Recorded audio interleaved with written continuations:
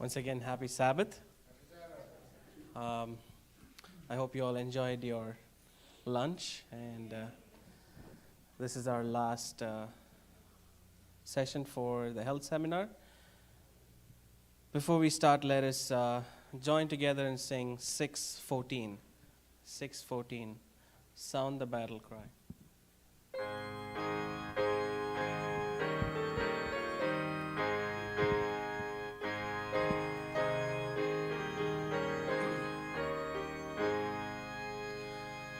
Sound the battle cry, see the foe is night, rise the standards high for the Lord. Gird your armor on, stand firm everyone, rest your cause upon His holy word. Crossed and soldiers, rally round the battle, ready, steady, pass the word along. Onward, forward, turtle at Hosanna, Christ is captain of the mighty throne. Strong to meet the foe, marching on we go, while our cause we know must prevail. Shield and banner bring in the light, battling for the right we never fail. And soldiers rally round the banner, ready, steady, pass the word along. Onward, forward, shout aloud, Hosanna, Christ is captain of the mighty throne. O thou God of all, hear us when we call, help us one and all by thy grace. When the battle won and the victory won, may we wear the crown before thy face. Cross and soldiers rally round the banner, ready, steady, pass the word along. Onward, forward, shout aloud, Hosanna, Christ is captain of the mighty throne. Let's all bow our heads and pray. Gracious Heavenly Father, Lord, we thank you for the spiritual food that we had and also the physical food that we just had, Lord. Lord, we thank you for providing. We thank you for your love, your care, and protection. Lord, as we are going to study about diabetes on the topic, Lord, help us to understand. Help us to not just be listeners, but help us to apply these things in our life so that we can minister for you and glorify your name. Be with everyone that is here. Be with the ones that couldn't come. Thank you for all the blessings. In Jesus' name I pray. Amen. All right, Celia.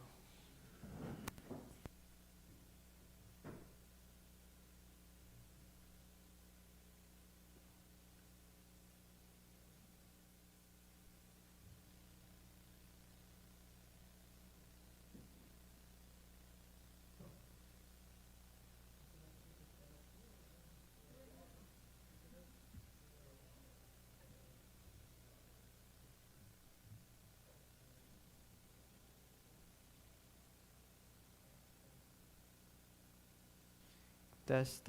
Oh, yeah. There we go. Okay. Perfect. Let me bring this up. So this afternoon, we want to talk about diabetes. I believe that we know at least one person that has diabetes because it's been something so prominent in our days. And I think it's important to talk about because even there are things that we can do naturally that it not only helps to prevent, but also to reverse. I mean, I'm going to be sharing, I believe, towards the end, some of the things from one specific patient that came there, one guest. But oftentimes we get people there with all sorts of different illnesses, but diabetes is one of the major ones. And when they come, their diabetes is uncontrolled.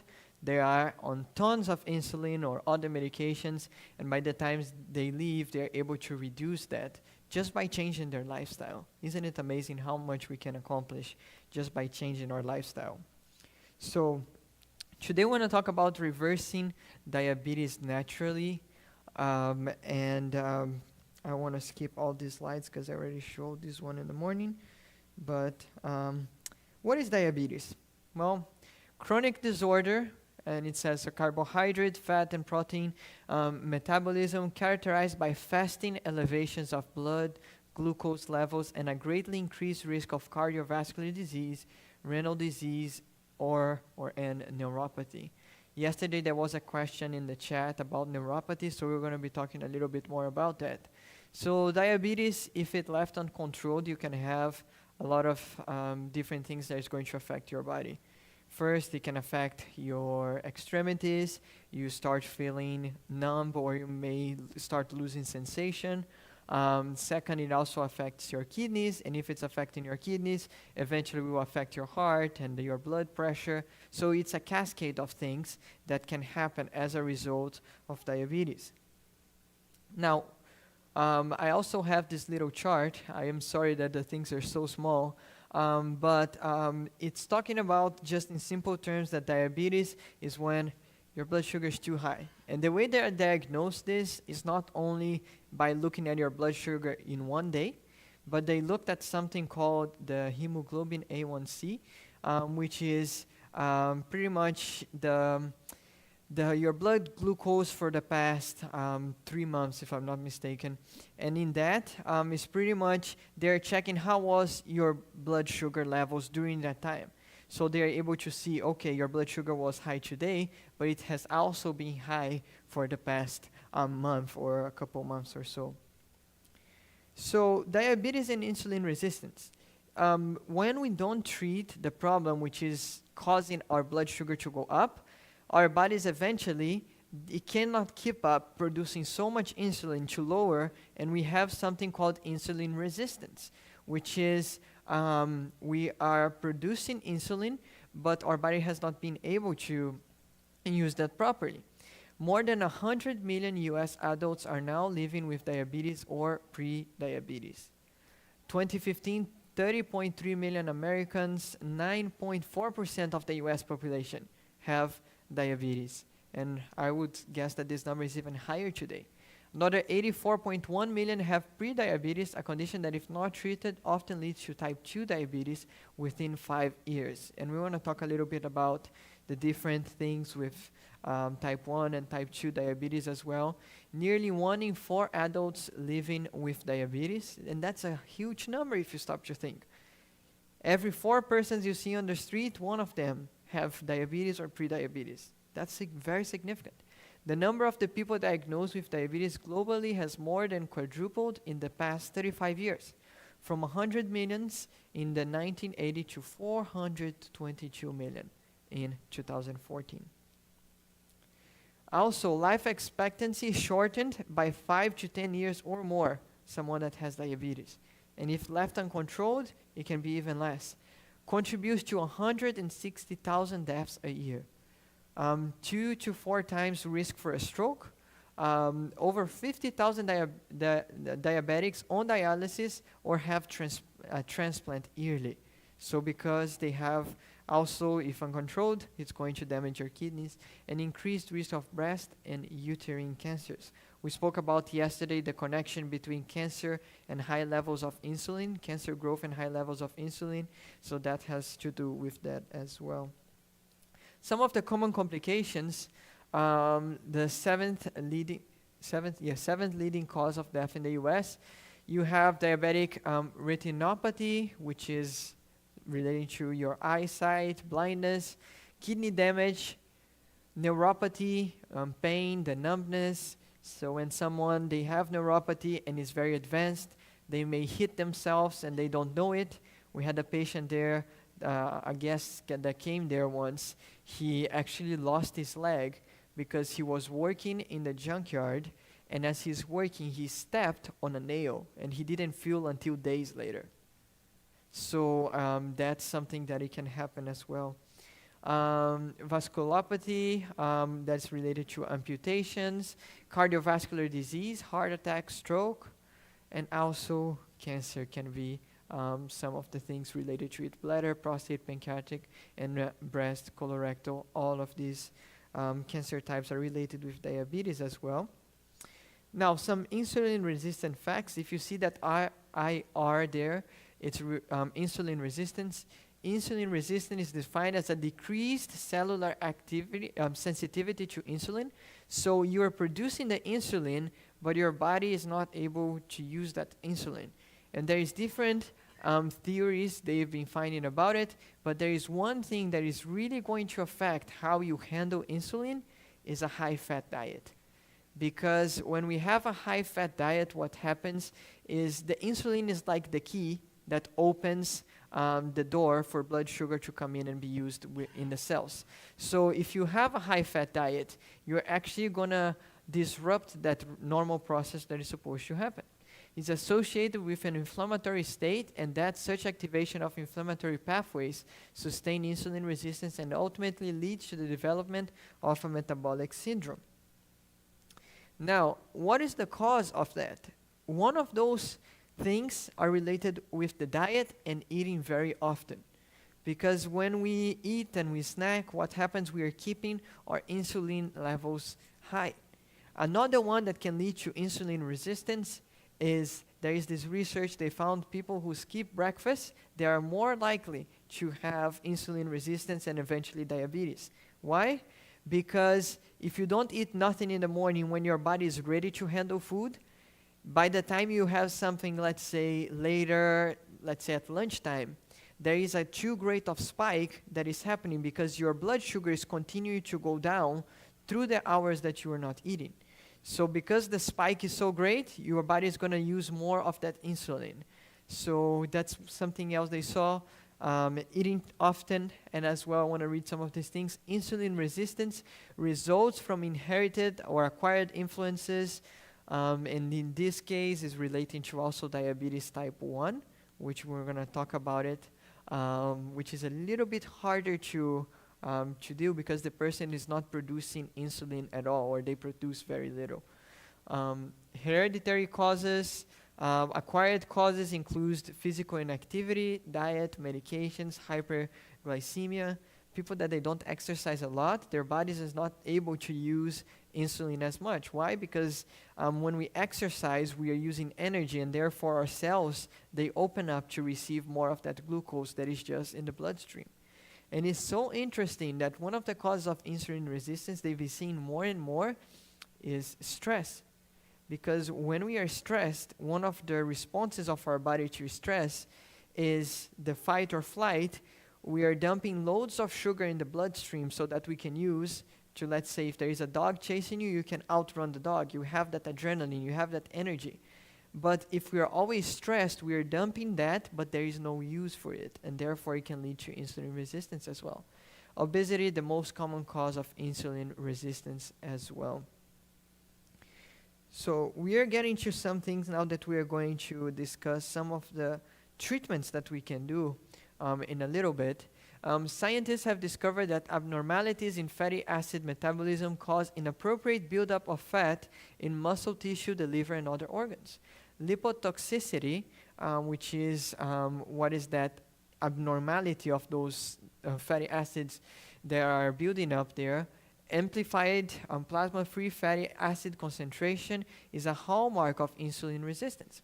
So because there is accumulation of this fat, what it happens is the body is not able, our cells are not able to use the insulin that we are producing, and therefore, because we're not able to use it, there has been a lot of blood sugar in our blood, right? The blood sugar is really high.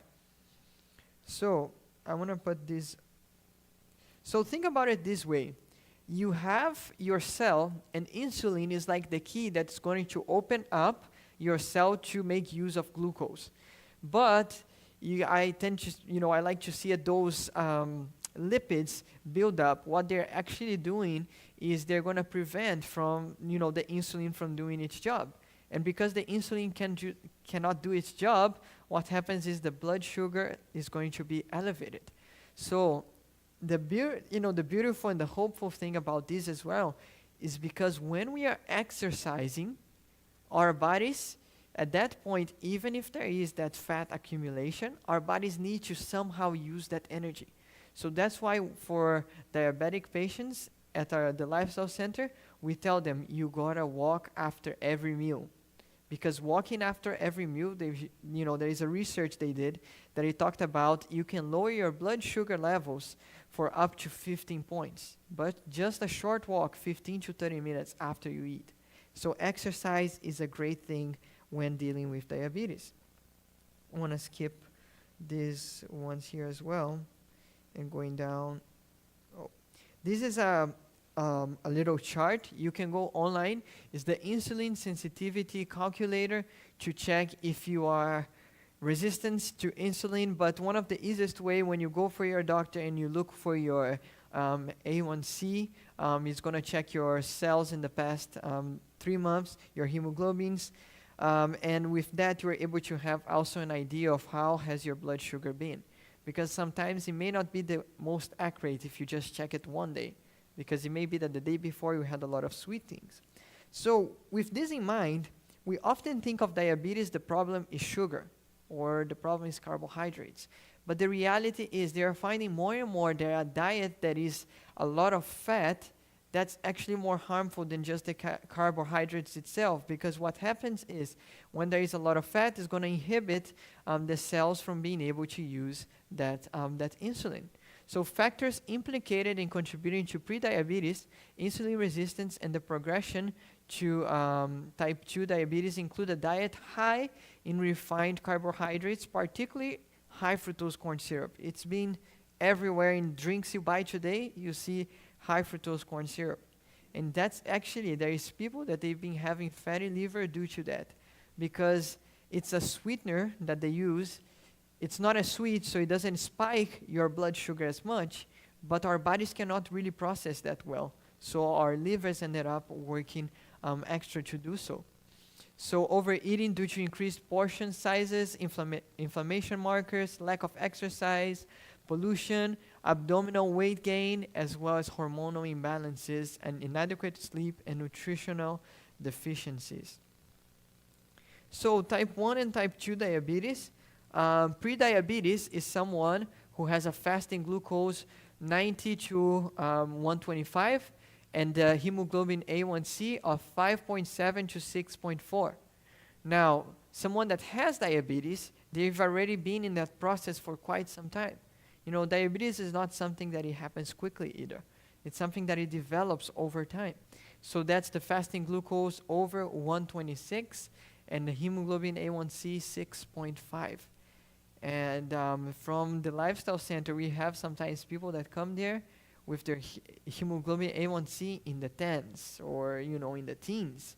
And that's very worrying because someone that has their glucose, their A1C so high, they probably have uncontrolled diabetes, which can lead to many other things. So type 1 and type 2 diabetes, I talked about that distinction between type 1 is usually that inherited condition. It used to be called juvenile diabetes. So that's when, especially like you see children that they are having to take insulin because their bodies are not able to produce or they produce very little. We had recently a guest that came to the Lifestyle Center with type 1 diabetes. And she still had to use insulin, but just by implementing a new lifestyle, she was using very minimal amounts of insulin, just enough to get her through. And what she did, I'm going to be sharing with you. It's something we call time-restricted eating or intermittent fasting. What happens is when we are fasting, we are using that stored fat as a source of energy. So it can actually help with diabetes. And I will pick on Brian again because all the patients at UT Pines, we put them to fast for 3 days. So they come in a Sunday, they eat on a Monday, and from Tuesday, Wednesday, and Thursday, they are fasting. So they do a 3-day fast, only water fast. And, it's amazing because after that, they see their blood sugars. We've seen people come there, their blood sugar is really high, but just after these 3 days of fast, they're able to get off some of their medications as long as they continue in that lifestyle as well. So some signs of diabetes: wanting to use the bathroom very often, or feeling like thirsty all the time. Weight loss can also be a sign. Blurry vision, lower extremity paresthesis, as well as yeast infections are related to signs of this condition. Now, this one. Diabetes type 1 is an autoimmune disease, and being labeled as an autoimmune means that we are not fully sure what's the cause of it. But with type 1 diabetes, I want to emphasize this in bold letters: you don't want to make them to fast.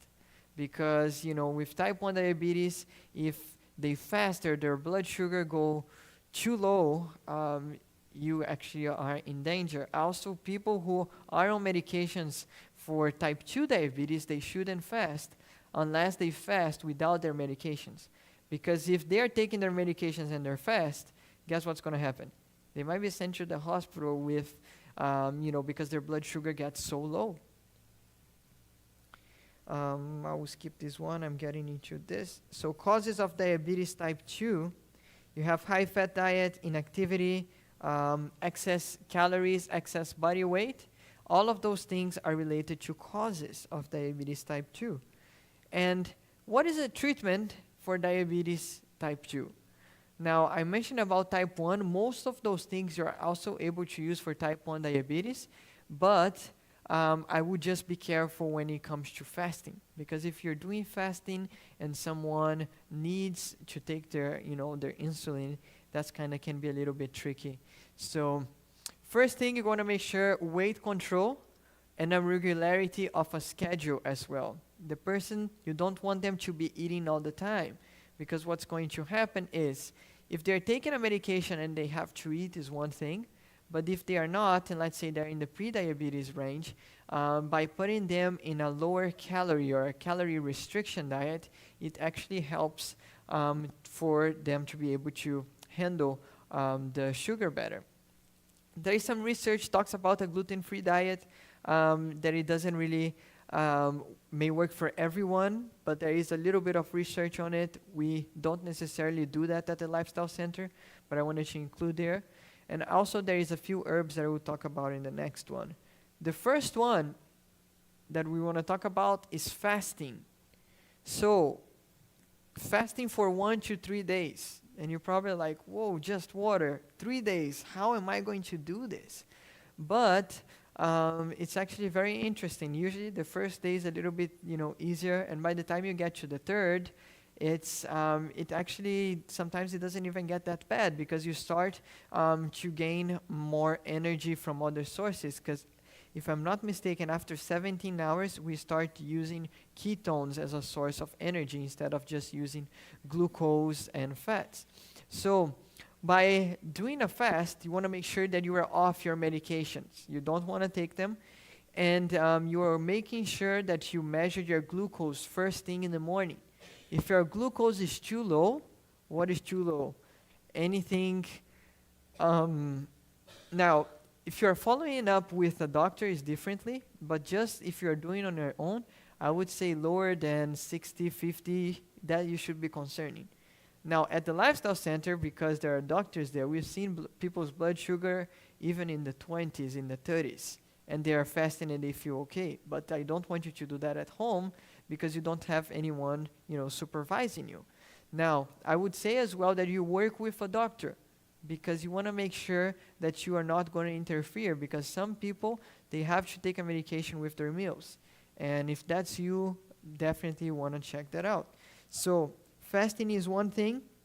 And the second one is including a complete whole foods plant-based diet. Why is that? There's been research that shows that a plant-based diet not only helps with weight control, but also because there is a lot of fiber in the food, Like, we tend to say that beans are one of the best foods that diabetics can have. Why? Because they actually can help to lower the blood sugar because they contain a lot of fiber. So instead of buying white bread, buying a whole wheat bread. Instead of buying white rice, buying brown rice, you're actually helping yourself because you're not having the refined carbohydrates. Because what's going to happen is when we have refined carbohydrates, there is too big of a jump or a spike in our glucose levels. And because there is this spike in the glucose levels, we need more insulin to bring it down. But when we have things that are whole foods, like having a slice of whole wheat bread instead of refined bread, what is going to happen, there is the amount of fiber necessary to bring, over time, to bring that sugar down, so it's not as concentrated. For example, if you're having apple juice or an apple juice is going to bring your blood sugar really high. Why? Because there is just the sweet or the carbohydrate part of it in it, and there is no fibers. Also, talking about fiber, it actually helps to stabilize blood sugars by slowing the absorption of sugar. Also helps to lower cholesterol, aids in weight loss, and I like to say that fiber is like an intestinal broom. It helps to clear out our intestines as well. And unfortunately, the standard American diet is really low on fiber because, the most fiber that someone might take in a standard American diet is like probably what it comes from fries. But even the fries, sometimes they're not made out of potatoes these days. They've been using everything but the things that are natural. Helps prevent or reverse cancer, heart disease, diabetes, and many other diseases. Prevents gastrointestinal disorders and also normalizes bowel movements and prevents constipations. I want to show you this chart. Let me just drink some water.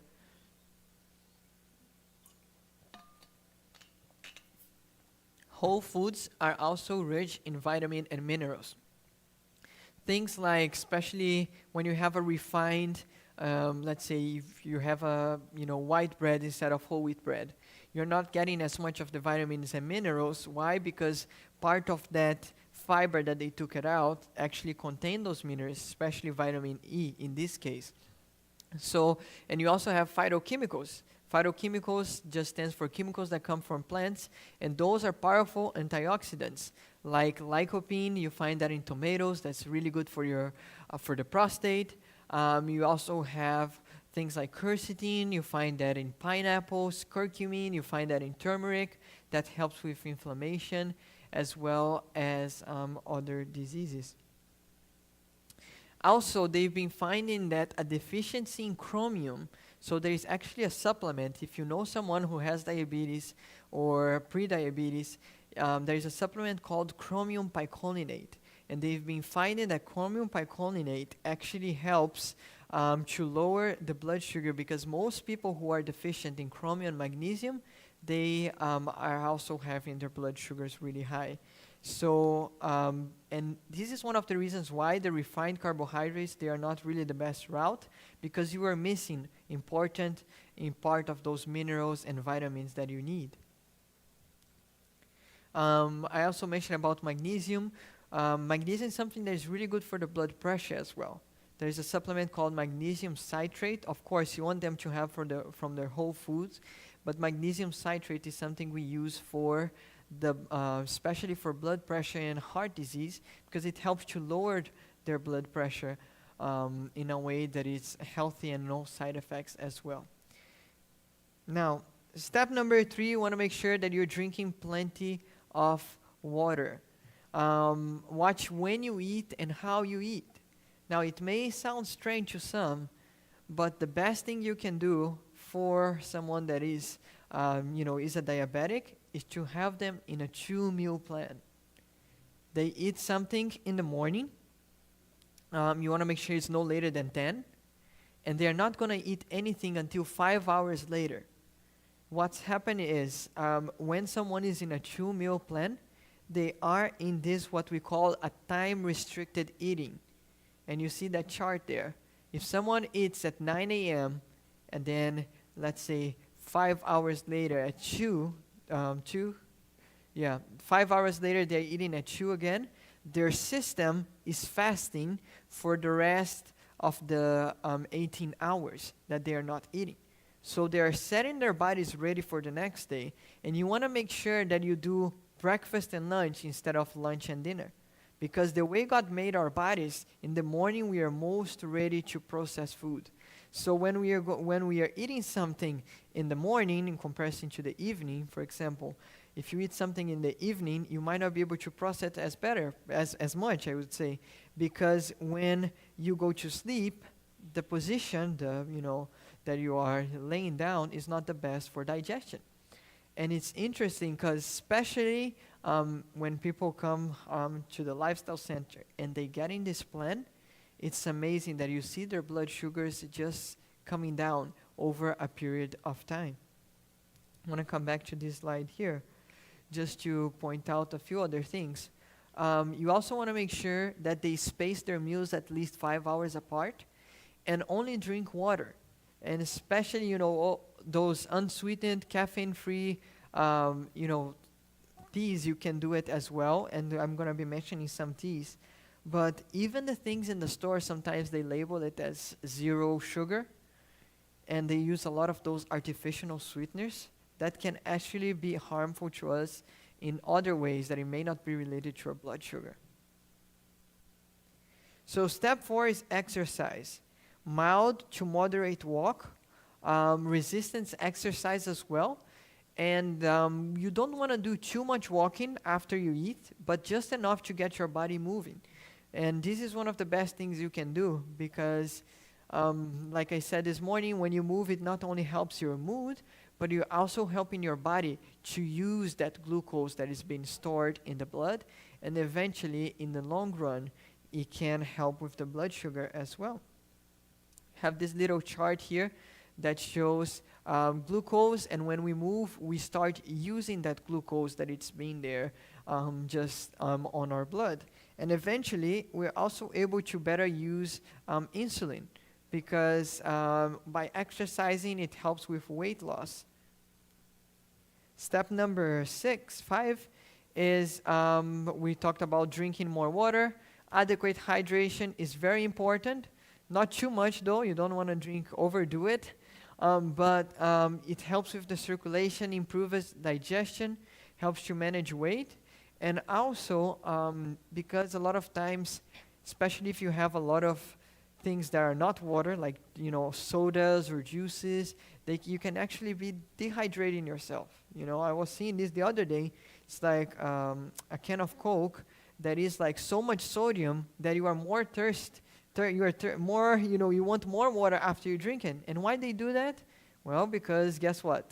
You are going to be thirsty, you're going to drink some more. And it's just this, snowball effect that it can happen. Next, there is some following foods that you should be aiming to get as well, that it really helps with lowering glucose. Legumes, flax and chia seeds. Flax and chia seeds, you get the omega-3 and omega-6 fatty acids, and also the prickly pear cactus, or there is another one that is called bitter melon. You can make a juice out of the bitter melon, and research shows that bitter melon is very helpful to lowering the blood sugar. Getting sunshine, let me see. Yep, making sure your vitamin D levels is in a good level, is at least 50 or 70s. There is some research that it talks about cancer and the correlation with vitamin D. People with high vitamin Ds, they are able to have a better immune system to fight diseases. Getting rest is very important, and this is perhaps one of the most important areas. Because when we don't sleep well, there is 2 hormones. Oh, sorry, I keep messing up. All right, there is 2 hormones which are called ghrelin and leptin. Ghrelin is a hormone that makes you to be hungry, and leptin is the hormone that helps you to be satisfied. What happens is when we don't sleep well, there is a change that it happens that we have more of the hungry hormone than the satisfaction one. And because this happens, guess what? During the day, you're going to be snacking more. So you produce more of the ghrelin and less of the leptin. You're going to be less satisfied. 7 to 9 hours nightly, that's the goal. And the best time is to go before 12 p.m. You know, we have a quote, I can't remember, I think it's Councils on Health. Mrs. White talks about how the hours before midnight, they are like worth double the amount of hours after midnight. Also, I talked about this, the appetite stimulus. You have the ghrelin production, which is the hormone that makes you to be hungry. You eat, and then you have the appetite dies, right? So the ghrelin stops. But the problem is when you are having this and you're not sleeping well, you're actually producing more of that hungry hormone, and eventually you're not satisfied when you eat. Also, there is some herbs that have been shown to be really helpful for diabetes. One of them that we tend to use it a lot there is called the berberine. There is a research they did with berberine and metformin, and they actually found that berberine was actually pretty close to helping with blood sugar levels as it was, metformin. Let me see if I have anything else that's light. Oh, I have one more. Let me bring everything up. All right, there you go. We also tend to use a lot of fenugreek and another herb which is called Gymnema sylvestre. Usually finding supplements as well. And these herbs, they help lowering the blood sugar. We also have milk thistle. Milk thistle is one that helps with detox, and it helps with fatty liver as well. A lot of times people that have diabetes, they also have fatty liver. So that's one that it can be really helpful, as well as other supplements, like I mentioned, berberine, as well as chromium picolinate. Those are supplements that you can use for the diabetes.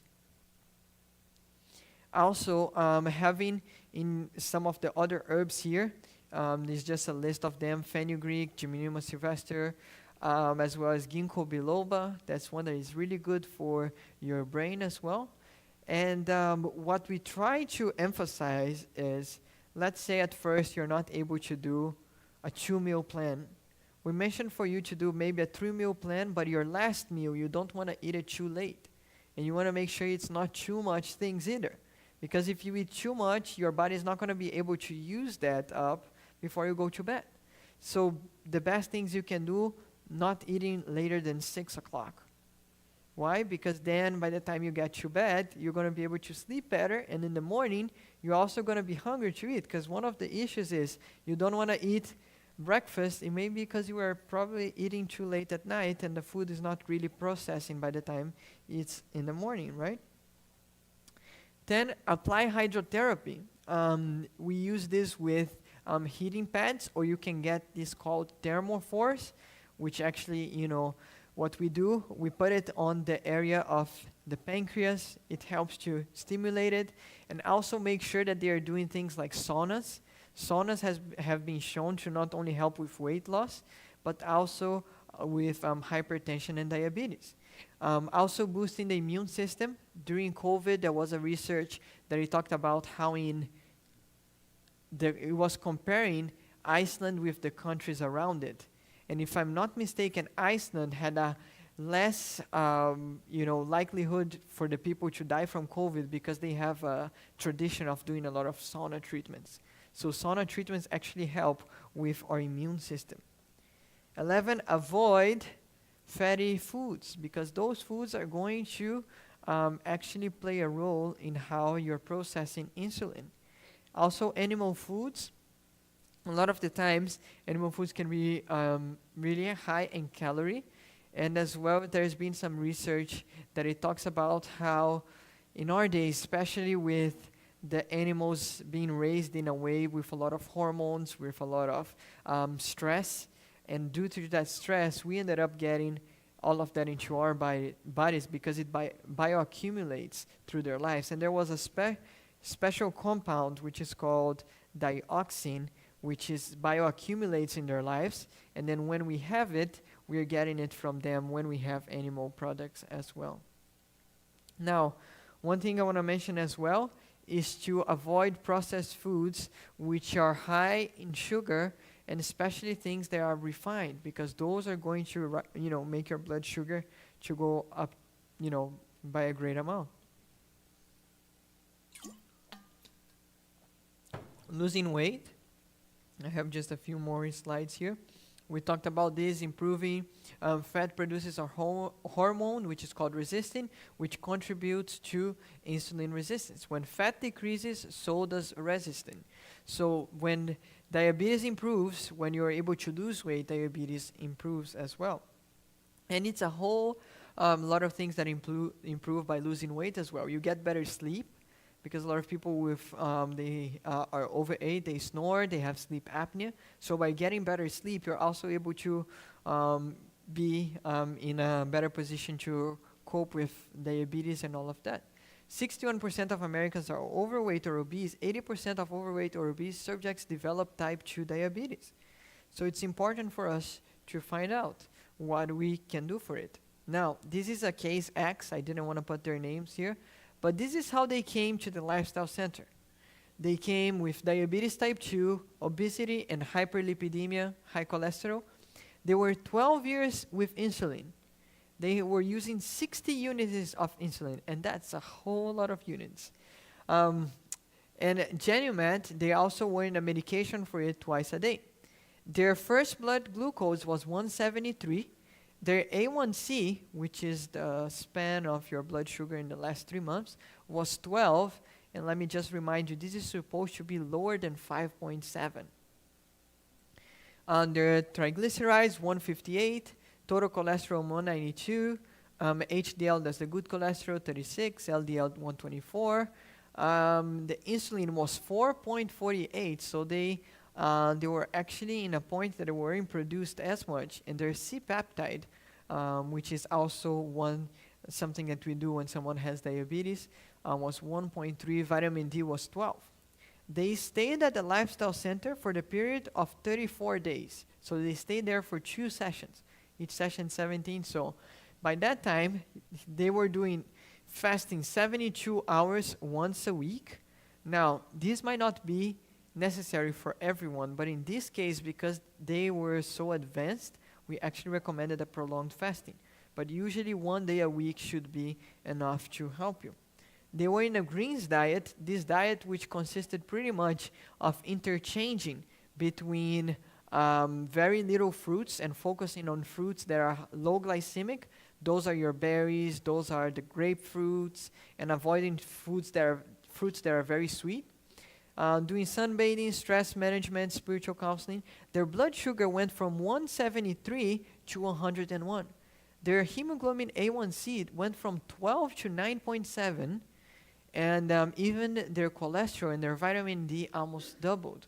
And their insulin, it was lower because they were able to also make better use of it. Now, I want to encourage you with this as well, because a lot of the people we get there, during COVID especially, we did these virtual sessions. When people, weren't able to come, we were doing virtual with them. And it was amazing because people at their homes, they didn't even have to come to UT Pines to be able to reverse their diabetes, hypertension, or other things. Why? Because those are some simple things that you can implement in your life so that you're able to reverse diabetes and prevent it as well. So just a short summary. First, fasting, 1 to 2 days a week, only water fast. Second, a whole food plant-based diet. Watch how and when you eat as well. You don't want to eat so often. 2, maximum 3 meals being 5 hours apart. 4th, exercise. 5th, drinking plenty of water. Also eating diabetes reversing foods. Those would be foods that they are low in fat, high in fiber. And also getting sunshine. Next one, getting enough rest, as well as using those supplements that we talked about, those hydrotherapy treatments, which are heat treatments for the whole body, like sauna treatments, or fomentations, which is a hot pad that you put over the pancreas. You leave it for 3 minutes hot, and then 30 seconds cold, and then you do that for 5 to 7 times. Avoid processed, fatty, or animal foods, and 12, lose weight. So this is just a short summary of things you can do. I also want to mention to you that you can look this up on the UT Pines website. You have the transcript for it. I gotta remember his name. Elder Jody. He also talked about if you would like the presentation, I'm willing to give it to you. So he has the presentations there. So if you would like that, you can have that as well. And I guess we can finish with some questions if someone might have questions in regards to how to implement those things or some things that weren't clear. If we have a microphone, if anyone has a question on it.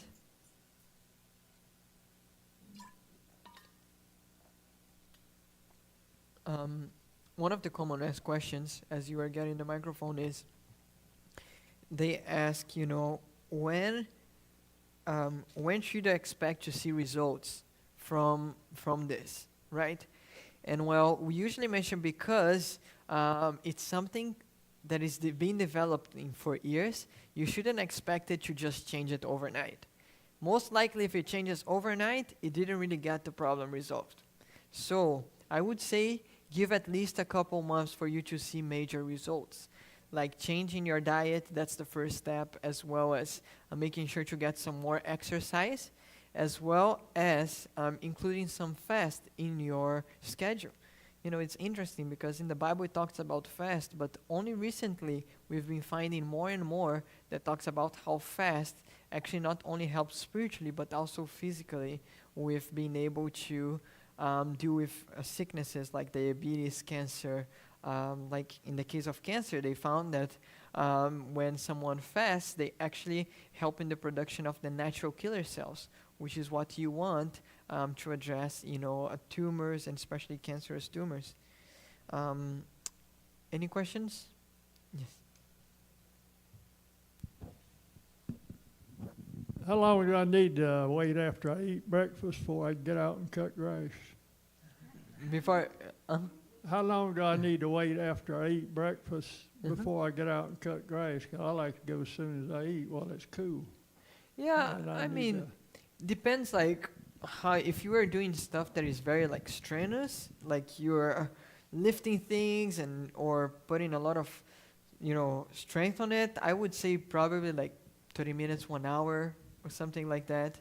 It doesn't have to be long, but one of the things, by the time, let's say for me, I get back to work at like 2:30. I usually eat at like 1:30. By the time I finished, eating and putting my stuff away, it's enough time for me to start, working with something already. But for like drinking something, I would mention at least an hour after you eat so that it doesn't interfere your digestion. Yeah. All right, concerning neuropathy, is there any way to get rid of it in your feet? The neuropathy? Yeah. So we talked about it yesterday. We usually recommend something that is a neuropathy salve. What you do, you have castor oil with a little bit of cayenne and turmeric.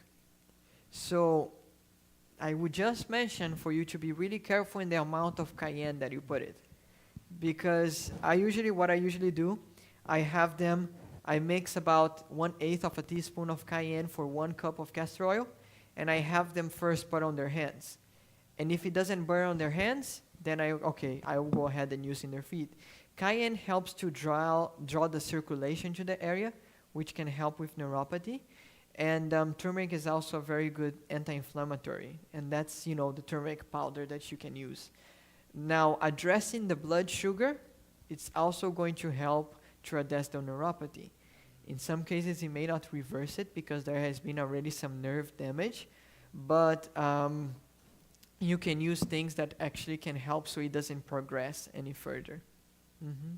Yes. Is there any particular type of turmeric you recommend? I mean, just from the grocery store or?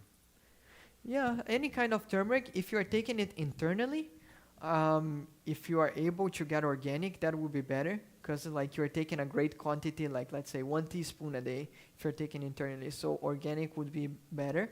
But if you're using for external use, it can be any kinds of treatment as well. Any kind of turmeric, yeah.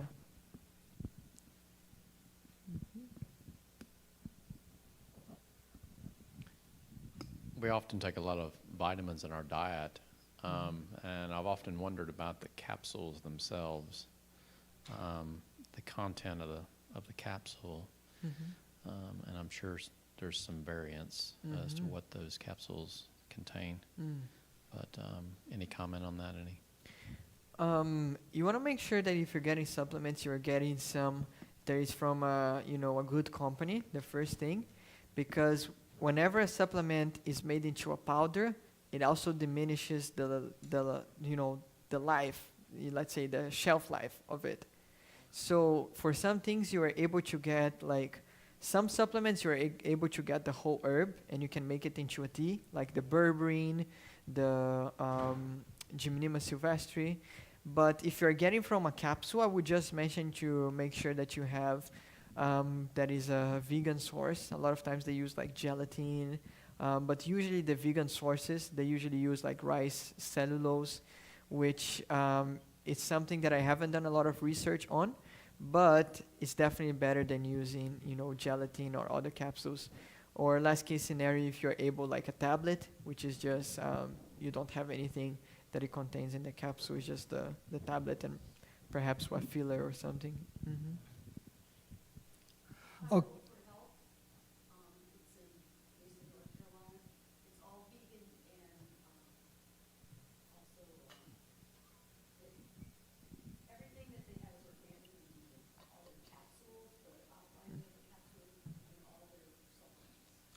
And just, I can give you some brands too that I just came to mind as you were talking about.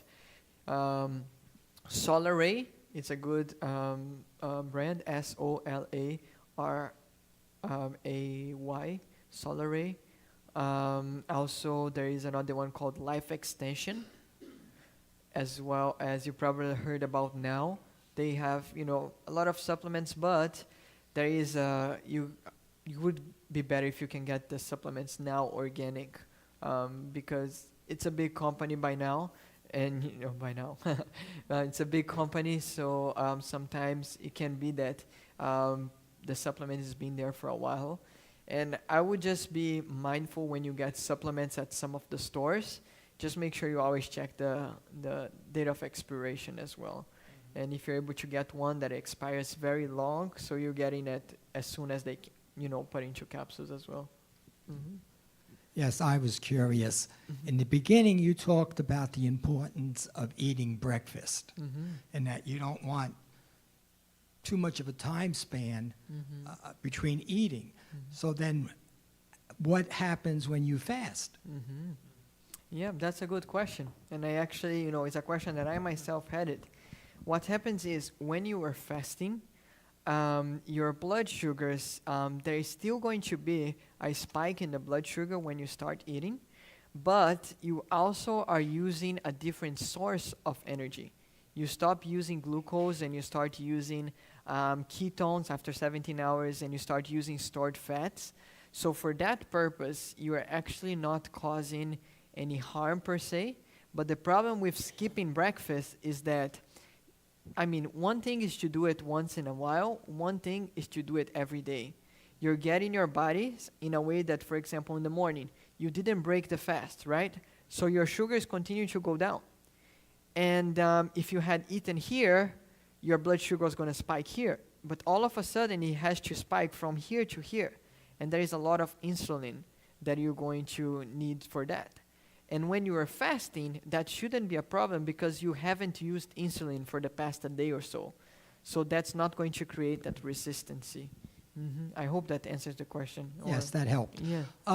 Do you recommend 2 meals a day? And if you do, what time is good for 2 meals a day? The time that will be better, you want to make sure you don't have breakfast after 10. I would say like 9. 9:30 or so, and don't eat lunch after 3 or 4. Probably 3 the latest, because let's say by the time you're going to go to bed, you want to make sure that you have used that as well. It makes it easier if you spend the meals, let's say you eat breakfast at 8 and then you eat like at 3, it actually makes it a little bit easier to handle. So yeah, as long as you have 5 hours in between and is no later than 4 or let's say 3 o'clock, that's the goal for 2 meals. Now, it's not for everyone, 2 meals. I definitely got to mention that. If you are a person that you feel very weak, you feel frail, you want to make sure you avoid, or you have a high metabolism. I've tried to do 2 meals before. I lost too much weight. So, for me, it didn't work. But you also make sure that you know your bodies and how you can use it. But if you do 2 meals, just make sure that you do breakfast and lunch and not lunch and dinner, so that you're not setting yourself in that wrong path. Right. Yeah. Yeah, exactly. So, and I just wanted to add a little bit to what you were saying is that basically your digestive system needs about 4 hours to actually deal with the contents of the stomach. And then we advocate for an hour of rest for the stomach. You don't want to go straight in from one meal of it working into another meal of it working. And like you're saying, whatever time frame that looks like for you, just you make sure you're given enough space for it and don't let it run into your night cycles where your body's trying to shut down and you have another system running in the background. It doesn't work so well. That's right. Yes. Online viewers made a comment about Ezekiel bread and how possibly it might not spike your blood sugar as much. Do you have any thoughts on maybe things that we can commercially buy for grains or breads that would be sufficient or proper? I would mention, I'm not too familiar with the ingredients in the Ezekiel bread, but I know that it contains a lot of whole foods. So that's actually a good thing. Breads that contain several types of grains, that's something that is good because you're having the whole food in it. Like even sometimes whole wheat bread, they add, let's say, and this is not to say that it's bad, but if you have like too much like gluten flour in a whole wheat bread, you are using the refined still. You're using just the gluten, you're not using much of that fiber. So Ezekiel bread is something that is good to use as well. And also you want to make sure you get breads that are whole foods instead of just using that enriched flour. We should ask ourselves, why is it that they are enriching something? Why did they pull out in the first place, right? So yeah, hope that helps. Oh, Celia, can I mention something about the Yeah. starting breakfast? Uh-huh. One really interesting thing is when you start breakfast affects your circadian rhythm as well as light does as well. But and this plays into a whole host of factors about how it activates your mitochondria. Because having having glucose intake is actually going to give all of your cells that kick of like, hey, this is when we need to start revving up the engines. And so, like you were saying, is you don't really want to start that too late in the day because then your body gets confused as to what your workload looks like for that day. Because you're informing your body by your breakfast what you intend to do that morning. And it needs time to prepare and get geared up. Right. And if you make that a habit, you're going to start getting hungry at the right time and you're going to have a certain expectation and your engines are going to be running efficiently. That's right. Yeah. So my question is about the supplements that you're saying. What's the right time to take the supplements, say for chromium or even magnesium and berberine? Can we take all 3 together or how is that? You can, but like the chromium, you would take before your meals. Like 30 minutes before the meals, you would take the chromium. Now, for vitamins, you just want to check if the vitamins are fat soluble. Let's say vitamin D. If they are fat soluble, you want to take with a meal so that you are able to digest it.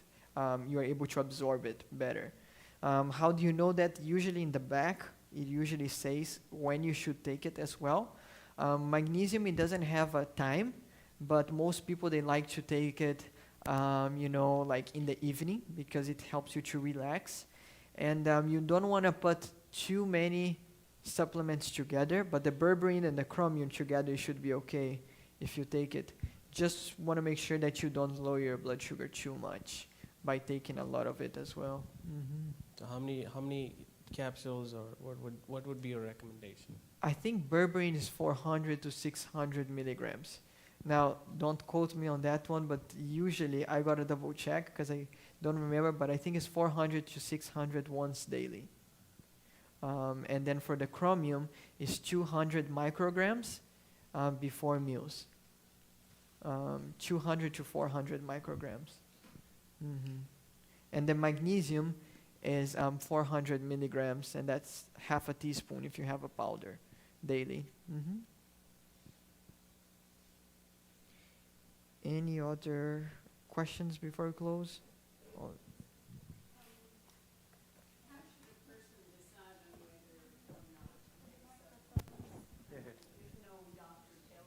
If you eat a normal, healthy diet. If you eat a normal, healthy diet, you don't necessarily need supplements. We've been finding more and more, though, that even in a healthy diet, sometimes, for example, vitamin D. Vitamin D is something that especially, I would recommend everyone should take it, because when it gets cold, we can't really be outside. I don't know how cold it gets here, but it's hard to be outside in a short sleeve if it's cold. So you're not able, and most of us, because of our jobs, we're not really getting that much vitamin D. Like there is research that shows that the best thing to do for vitamin D, you actually gotta be laying down and actually sunbathing. So because of that, vitamin D, I would say, and the best way to know if you should or should not take supplements, when you do a blood work, ask them to check for your vitamin Bs and vitamin D, for example. And if the vitamin D is lower than 30 or lower than 30, they're definitely going to give you something. But the ideal is between 50 and 70. And sometimes even when we are in a healthy diet, it may be that some of our B vitamins may be a little off. So you might be able to take, like once a week, you take a B complex or something, just to help you keep that vitamin, especially B12, which usually is low on people that are plant-based.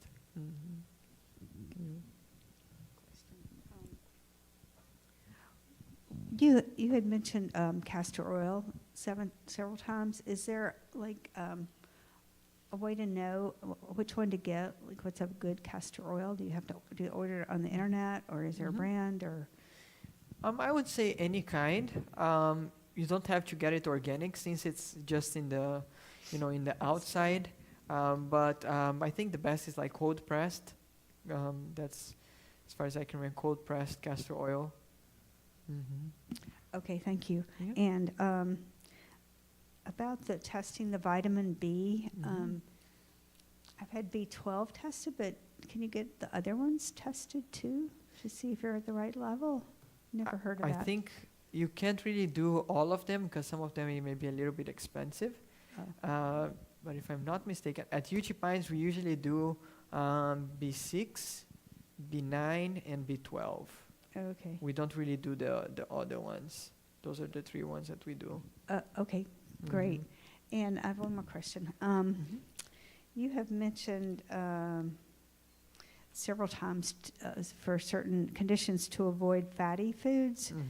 So is that true of all fatty foods, or just like the ones that are bad fats or high temperature fats? Are there like certain good fats we should definitely have a lot of? Yeah, there is good fats. You actually want to have it. Like avocados, nuts, they're good sources of fat and, good cholesterol. But even then, if you have too much of it, it can also become, a bad thing. But you definitely should have it regularly in your diet.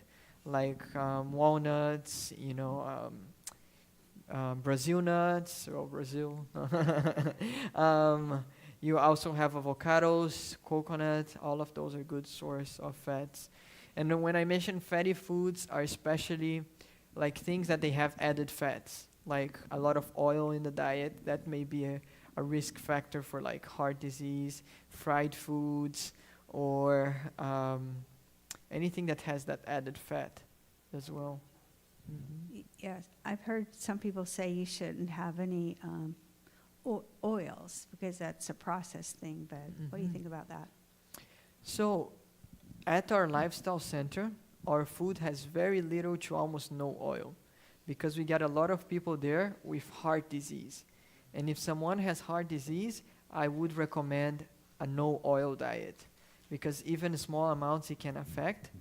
But for like someone that is healthy and don't have any heart issues, as long as you know how to use it and the amount, and you want to make sure you don't heat it up too much, If you're going to heat it up, the best one would be coconut oil, because it has, it doesn't, I forgot the name of the process. Yeah, it doesn't, it can be heated up to higher temperatures, and it's still not going to make it carcinogenic. I think that's the word. The fact that it's actually stable, like it's a solid, Stable. That's right. it's a greater flash point, which just basically means that it can take more heat before turning into a different chemical. Yeah. Okay, Mhm. okay, and so like Mhm. olive oil would be okay, but don't heat it Yeah. too much? Mhm. Okay, okay, thanks. Yeah. Mhm. Is it like you want it on medium heat to like cook those things? Because I always like turn mine on high. Yeah, I mean, with some kinds of oil, you don't want to put it all the way up. Coconut oil should be okay, but like olive oil, I can't remember if it's, Right, it's a more delicate oil. yeah, I'm not going to say anything on the temperature per se, because I can't remember it for Right. sure. I don't know if it was 180 Celsius or something like that, or Yeah. 150, I can't remember. Yeah, I'm just thinking now is that, yeah, if we want to be a little bit safer, we can just turn it on the dial. Like, we don't necessarily need it on the highest setting to cook the food. So, I mean, Mhm. that'll be safer. Yeah, leave it for longer time and lower Mhm. heat, yeah. All right, so I guess, yes. Thank you for being with us. Yes, you're welcome. Hope everyone was blessed by this. Let's have a little word of prayer with Celio. Father in heaven, thank you for the health message you've given to our church, and just the knowledge and wisdom to live a healthy life so we can have a closer relationship with you. We ask that you be with Celio and his ministry. Just guide and direct him in his life. Protect him on his drive back this evening, as well as all of us. In Jesus' name, amen.